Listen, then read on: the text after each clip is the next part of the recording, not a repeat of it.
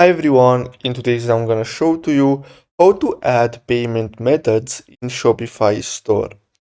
So the first step is to simply go to settings and then you'll have to go to payments, and then here you're gonna have two main payment providers. So you have Shopify payments, and as you can see, competitive credit card rates, better checkout conversion with ShopPay, easy chargeback management, and payouts and cash flow tracking.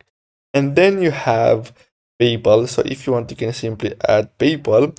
But I usually recommend you to go with Shopify payments if you're a beginner. So you'll have to simply click on activate Shopify payments. And then here you'll have to simply add all your information. So your first and last name, your address, and much more. And then simply click on next. And basically that's all you have to do. And then all the payments will be done by Shopify. So you're going to receive your money directly to your credit card.